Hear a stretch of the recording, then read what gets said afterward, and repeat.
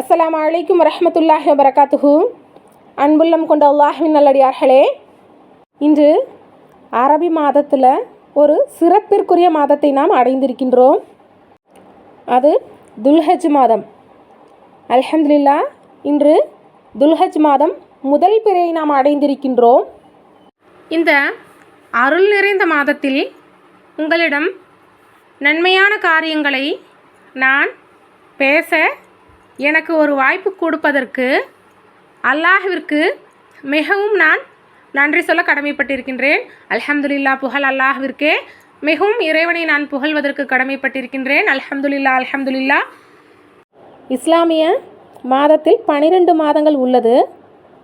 இந்த 12 மாதத்தில் 12வது மாதமான இந்த துல்ஹஜ் மாதமாகப்பட்டது இஸ்லாமிய மாதத்தில் மிக முக்கிய புனிதமான மாதமாக கருதப்படுகின்றது.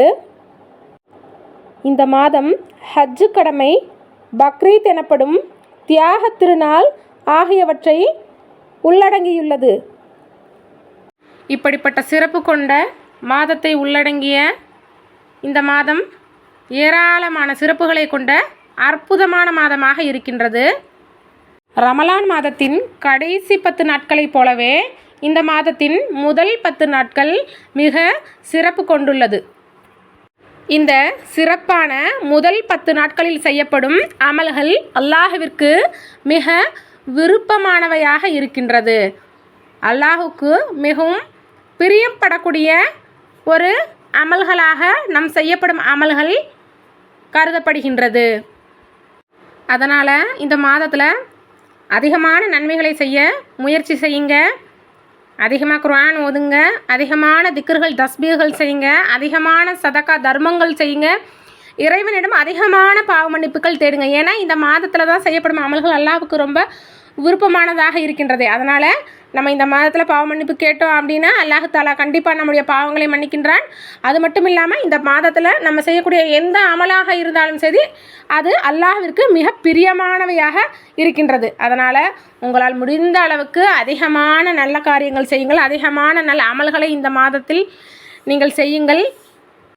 நீங்கள் இதுவரை அல்லாஹ்விடம் பாவ மன்னிப்பு கேட்காதவர்களாக இருந்தால் நீங்கள் இந்த மாதத்தை பயன்படுத்தி அதிகமான பாவ மன்னிப்புகள் தேடுங்கள். நீங்கள் இதுவரை நல்ல அமல்கள் செய்யாதிருந்தால் இன்ஷா அல்லாஹ் இந்த மாதத்தின் தொடக்க நாளான இந்த முதல் பிறையான இந்த நாளில் உங்கள் அமல்களை தொடங்குங்கள். இன்ஷா அல்லாஹ் நீங்கள் செய்யக்கூடிய அமல்களை உங்களின் மௌத்து வரை செய்ய வேண்டும் என்ற நல் எண்ணத்துடன் ஆரம்பியுங்கள்.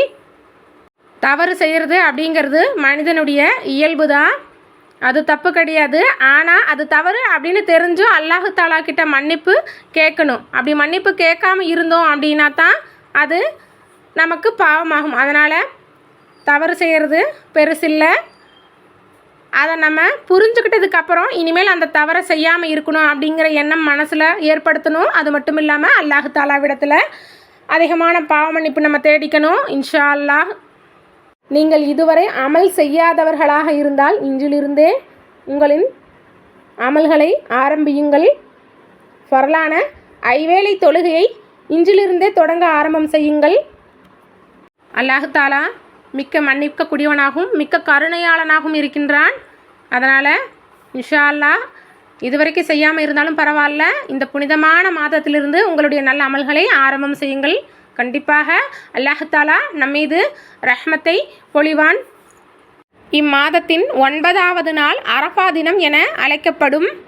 அன்று ஹஜ்ஜு கடமைக்காக லட்சக்கணக்கான மக்கள் மக்காவில் ஒன்று கூடுவார்கள்.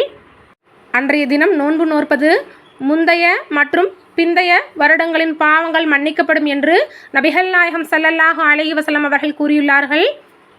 இஸ்லாத்தில் 5 தூண்களில் ஒன்றான ஹஜ் எனும் புனித பயணம் இந்த மாதத்தில்தான் மக்காவில் நிறைவேற்றப்படுகின்றது. உலகெங்கிலும் உள்ள ஏராளமான முஸ்லிம்கள் மக்காவுக்கு சென்று தங்களின் கடமைகளை நிறைவேற்றும் சிறப்பிற்குரிய மாதமாக இம்மாதம் இருக்கின்றது.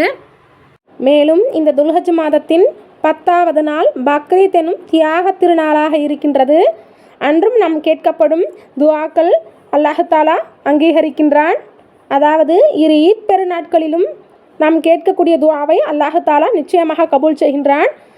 இந்த மாதத்தின் 10வது நாள் ஈத் பெருநாளாக இருக்கின்றது, அதாவது பக்ரீத் பண்டிகையாக இருக்கின்றது.